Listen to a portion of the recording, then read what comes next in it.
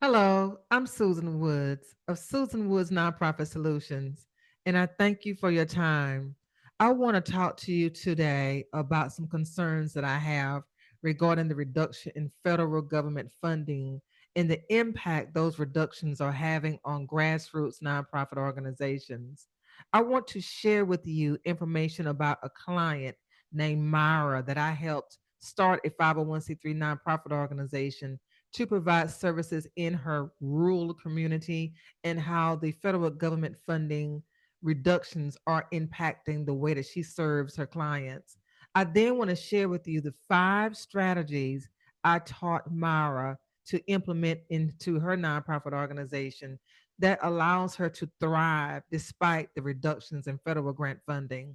So I'm going to pause my screen for just one moment so that I can pull up the PowerPoint presentation that I created to share with you. So just one moment, please, as I prepare. And thank you for your patience.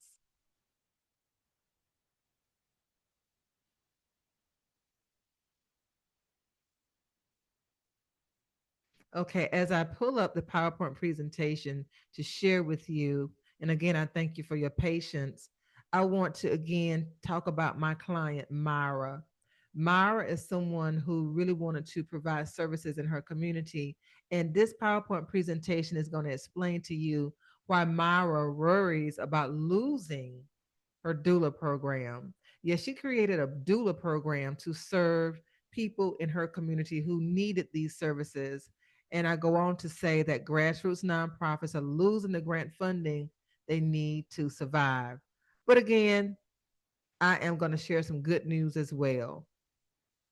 So just one moment, I'm having some technical difficulties, which I've been having all day long. And I thank you for your patience. Here we are. I thank you for your patience with me, because for some reason today has not been a very good day for technology and me using technology. So I'm gonna weather the storm and keep going because the information I want to share with you is too important not to. So thank you again for your patience. The problem, according to the Centers of Disease Control and Prevention, the CDC report, racial and ethnic disparities continue in pregnancy related deaths. Black women are 2 to 3 times more likely to die from pregnancy related causes than white women. And this disparity increases with age. Now, this is a problem that Myra was tackling through her 501c3 nonprofit organization I helped her to establish. As you know, I complete the Form 1023 application to help people either start a 501c3 nonprofit from scratch or to restart or reinstate a 501c3 nonprofit organization after automatic revocation from the IRS. And I was fortunate enough to work with Myra to address this issue that she's identified in her community. So here are Myra's solutions that she's been implementing: mobile and virtual doula support services for prenatal, birth, and postpartum. So she would travel around in her mobile vehicle to rural communities where women in her demographic did not have access to appropriate health care. And they really needed the services that Myra was providing to teach them about childbirth. And she also hosted virtual training sessions when she could not travel to the rural areas. She provided doula training and mentorship. She taught other people how to provide doula training and how to provide doula services, and she mentored those people that she trained. She provided perinatal mental health services and life coaching, whether she brought in people with those expertise or she shared information and resources on how people could find that important information, but she provided those services. And she also provided wellness services. She partnered with people who were skilled in the areas of yoga, music therapy, nutrition, and meditation healing. She partnered with people who could provide those services for her clients. So these are the solutions that Myra was implementing using grant funding to serve people in her community, primarily Black women who were economically distressed and who lived in rural areas without the access to the services that they deserved. Grassroots nonprofits like Myra's are facing significant challenges due to reductions in federal government funding. It's all over the United States. You can hear about it on the news about the trickle down negative impact that grassroots nonprofit organizations are experiencing due to cuts in federal government funding. Here's how it works, because you may be wondering, but how would Myra and all of these small organizations that provide the actual services in the communities, how how is she really impacted by federal government cuts when they come from the federal high level government? How is she impacted? Well, I'll tell you. The federal government will send grant money to your city government, your county government, and your state government. Then these entities will announce the availability of grant funding to the public through requests for proposals or RFPs. People like Myra, who operate grassroots nonprofit organizations, will see those grant announcements or RFPs, and then they apply for funding from these entities, the city, county, and state. So if the federal government then says we're going to reduce or eliminate funding to the city, county, and state, then what do you think is going to happen to the funding for the grassroots organizations? They're going to be eliminated also. So that's how that trickle down negative impact touches people like Myra is trying to help. And that's not good. Now, let me pause and say this. I am a person who is all for streamlining and waste reduction. I'm that person who prints on both sides of the paper. Whenever I print information that I am working on for my clients, I would put the paper back in the printer to print on the back side of it. And then I recycle it. I have a special bin to recycle my paper. So I am all about waste reduction, but I do not like the way in which it's done haphazardly. You have to take a very serious, methodical approach when you decide to just eliminate funding, because people like Myra deserve to have grant funding to help women reduce the reduction of childbirth mortality. That's what she's doing. She's reducing childbirth mortality rates. I think that deserves funding. These cuts have led to widespread uncertainty among organizations that rely heavily on federal funding. That's just the bottom line. I know I have two 501c3 nonprofit organizations. One of them is a charitable organization, and one of them is a foundation. I know how it feels to wonder where the money is coming from to provide the services that you promised to provide in the community. I know how that feels. So I know how Myra and other grassroots leaders are feeling right now. The uncertainty is real. You will lose sleep at night wondering how are you going to pay your bills. To navigate financial constraints, grassroots nonprofit must adopt new strategies to generate revenues. It's the time is up. Time is up for grassroots nonprofit leaders to rely on one source of revenues. You have to learn strategies to diversify your revenue stream. So here are five actionable, easy to implement grassroots nonprofit survival strategies that I've shared with Myra and other people, and I'm sharing it with you now. Easy to implement. Strategy one of five: complete a SWOT analysis to determine the health of your nonprofit. This is the time when you want to step back and take a look at your nonprofit organization holistically. The acronym SWOT stands for strengths, weaknesses, opportunities, and threats. Strengths and weaknesses are internal factors, opportunities and threats are external factors. You want to schedule a meeting with your team, probably an all-day conference meeting with your team, to talk about each component of SWOT. How are you doing? How is the nonprofit doing in each area? That's strategy number one, complete a SWOT analysis. Strategy number two of five, diversify your revenue stream. Like I said, you cannot rely on one revenue source anymore. Those days are gone. You have to think of ways to diversify your revenue stream. Grant funding, fundraisers, donor advised funds, unrelated business income. You need to sit down with your team to come up with ways in which you can diversify your revenue stream. So that's strategy number two. Strategy number three of five, cultivate relationships with current investors. This is critical. People have invested in Myra's nonprofit program financially. Now is the time for her to reach out to them, not to ask for money, but to ask for their ideas, ask for their suggestions, ask them if they are satisfied with their return on investment so far. Now, it would be very bad if Myra has never reached out to them. It would be very bad if you have not reached out to the people who have invested in your nonprofit organization. You should thank every single person that has given you money, no matter how much the money is, $5, $1, it doesn't matter. They deserve to have a thank you email, a thank you text, a thank you card, something. And if you have done that, that will make reaching out to them to cultivate a closer relationship with them even easier. If you haven't done that, that's going to make it harder, but you still have to do it.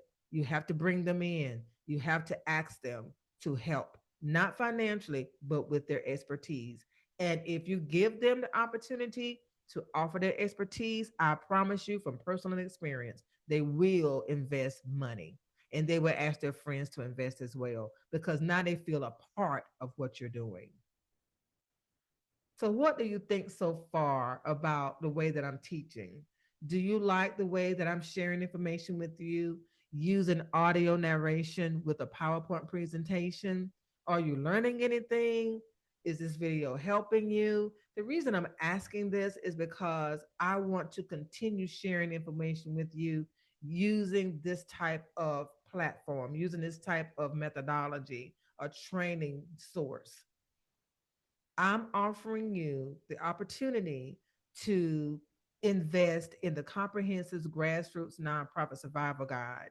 I'm offering 15 essential strategies to help your nonprofit thrive despite funding cuts. Now, in this video, I'm only telling you five, or offering you or sharing with you five strategies. In this guide, I'm sharing 15. The five I'm sharing now, plus 10 more. Okay. So this is an investment for your nonprofit organization. This guide will be available on May the 5th, 2025. I'm just tweaking it and making sure everything is working the way that I want before I publish it to the public. You will learn how to implement 15 essential strategies to help your nonprofit thrive. And I underlined the word how because in this video, you may have noticed I'm not teaching you how to do any of the strategies. I'm just telling you what I recommend you try to use. But in the guide, I teach you how to complete a SWOT analysis. I teach you how to diversify your revenues. I teach you how to cultivate relationships with your investors. So the how part is in the survival guide. The guide includes, again, not audio narration, so you will hear me sharing information with you. So I recommend when you purchase the guide that you print it. It's going to come in a PDF format. You print the guide, and then you will have a separate link with the audio for the guide so that you can write notes. Because of course, the guide is not going to have every little nuance of information that I'm sharing. So you will write notes as I share using the audio narration. The guide is only $90. That's it. $90. And I really struggled with this price. I'm just going to be frank with you because I know it's worth four times as much because of the information that's in it. The strategy number one, completing a SWOT analysis, how to do that is worth $90 by itself. but I want to be affordable. I want to help. This is my passion. This is what I've been doing since 2003. So I want to help. So this is why the guide is $90 and it will be available for download by May the 5th. If the $90 is not in your budget right now, because I understand, but I'm not exaggerating when I say I've been there. I understand. I'm offering you two payment plan options. You can make two payments of $45 each. That's one month $45 and a month number two $45. Or you can make three payments of $30 each. You can pay over a 3 month period. Now, once you make your first payment, you still get access to the book. I'm not going to ask you to wait until you pay it off to get access to the book. When you make the first payment, you get access to the book. Now, here's a bonus I want to share with you. If you pre order the book for $90, if you pay the full price by April the 30th at 11 p.m. Eastern Time, then I'm going to send you a link where you can reserve a free 1 hour consultation with me so that we can look at your grassroots nonprofit organization together and create customized strategies to help you diversify your revenue stream and to help you sustain your services for the long term. So again, I'm inviting you to invest. This is an investment, and this is something that we nonprofit professionals, we have to do it. We have to invest in learning. Don't try to do things on your own when somebody else can give you the guide to do it. So this is the survival guide that I'm offering you for only $90, and I'm offering payment plan options as well. Thank you for this commercial break. So let's continue on with the presentation. You can pre-order. I'm sorry. You can pre-order by scanning each one of these options. Pay the $90 all up front. Enroll in a $30 per month plan, or enroll in a $45 per month plan option. So strategy number 4 of 5: analyze program services impact. You want to say, okay, are we really having a positive impact in our community? Are we really helping our clients? You see, Myra needs to take a step back and look at that too. How many clients has she served over the period of time in which she's been operating her nonprofit? How are they doing?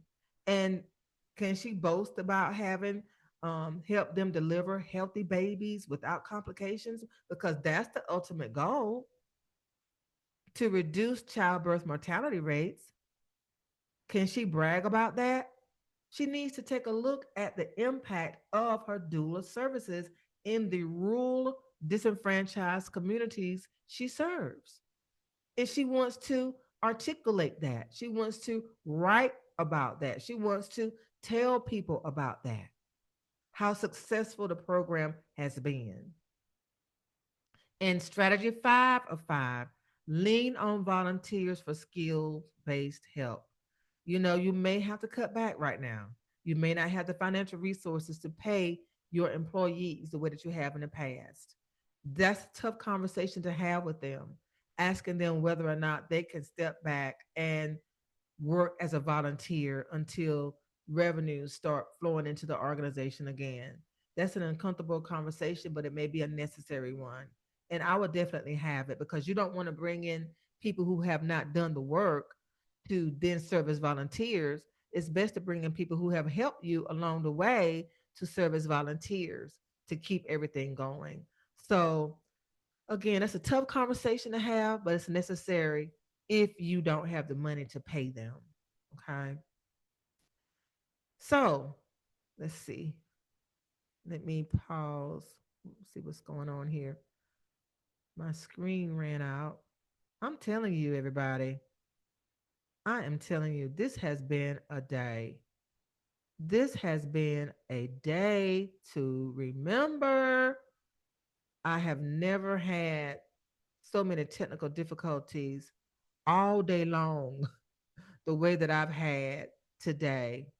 And I thank you for your patience. But this is just odd. Okay, so now I'm going to resume and summarize the five strategies.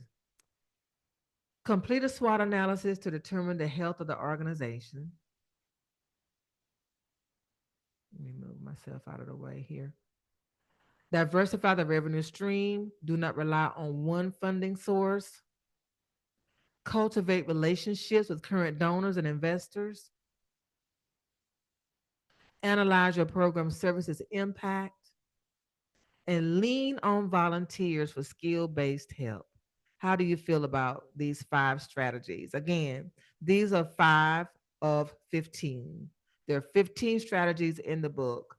And in the book or in the guide, I teach you how to complete the strategies. I would teach you how to complete a SWOT analysis. I would teach you how to diversify your revenues. I would teach you how to cultivate relationships. I would teach you how to analyze your program services. And I would teach you how to lean on volunteers for help. Again, I'm Susan Woods, and I started in the nonprofit sector, serving in the nonprofit sector in 2003. I started a nonprofit organization, a charitable organization called Comprehensive Community Based Solutions. I offered 2 programs underneath it: Panorama Computer Learning, where I help people learn how to use computer skills after they lost their jobs in the plants, the manufacturing industry in the early 2000s. And then I added a program called the Emerging Leaders Mentorship Program for Black male youth, where we hire Black men to provide proactive and holistic services to help Black male youth stay out of trouble. Okay. I believe in lifelong learning, so I have acquired 3 certificates from Duke University, Winthrop University, and Wake Forest University in nonprofit management. I am a consultant. I complete the Form 1023 application to help people earn 501c3 nonprofit status to either start a nonprofit organization from scratch or to reinstate a nonprofit organization. I've been doing that since 2010. I started teaching courses in 2007. So let me give you my timeline. 2003, I started my own nonprofit organization. This would give me that, which gives me the practical hands-on experience of operating a nonprofit. 2007, I started teaching other people how to do the same thing: start nonprofits, write grant proposals, fund nonprofits, sustain, manage, all of those courses that I still offer. And in 2010, I started actually doing an application to help people earn 501c3 nonprofit status. So these are my credentials that make me qualified to create the Grassroots Nonprofit Survival Guide for you, to teach you 15 strategies to keep things going in your own nonprofit. So here we are again with the information I already shared. I'm not going to read it to you again, but I just want to emphasize the importance of investing in learning, investing in information. Don't waste time trying to Google different things, trying to YouTube different things when it's right here. The resource is right here that I have put together using my practical experience, using my personal experiences as a nonprofit founder and executive director. So trust me when I tell you these strategies will work. The 5 strategies I shared tonight or today with you, I shared with Myra already, and she's seeing positive results. The Survivor Guide has 15. How to do, how to implement them. Not just telling you what they are, how to implement them for only $90. And if $90 is not in your budget, break the payments down to 2 payments of 45 each. If you can't do that, break it down to 3 payments of $30 each. When you make the first payments, you're going to get your book on May the 5th. The books are going to be ready. The Survivor Guides are going to be ready on May the 5th. So that's when you will get it. You don't have to worry about, oh, I need to pay it in full before I get my guide. No, you don't. So again, here's how you can order your guide. You can scan the QR code here to pay the full $90 up front, and that qualifies you for a free 1 hour phone consultation with me to talk about creating customized strategies for your nonprofit to survive.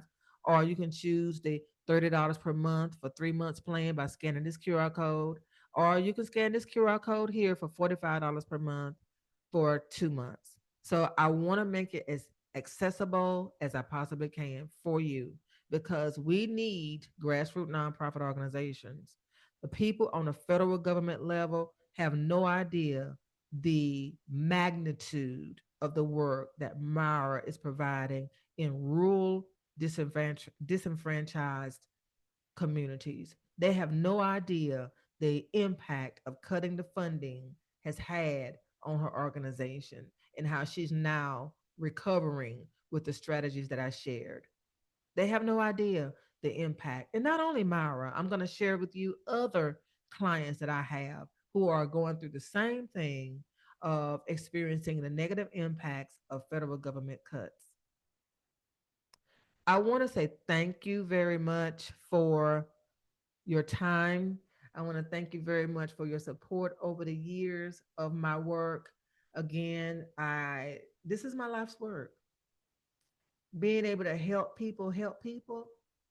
What's better than that? What's better than knowing that somewhere in 33 different states there are people who are benefiting from what I've done? There are people in 33 different states who are benefiting from me helping someone start a 501c3 nonprofit organization to offer the services that they need to survive and thrive. It's a blessing from God. I don't take it for granted. I am ingrained in this work. The survival guide that I'm promoting will help you. I encourage you to go ahead and scan those QR codes and get your survival guide ordered so that I will have them ready to send to you in a PDF format on May the 5th. And there will be a link in them with the audio of me talking and guiding you through each step. I'm Susan Woods of Susan Woods Nonprofit Solutions. To learn more about my services, please visit my website at www.trustsusanwoods.com. That's where you will find all of the ways to contact me through social media. Thank you for your time and thank you for your support and have a great day.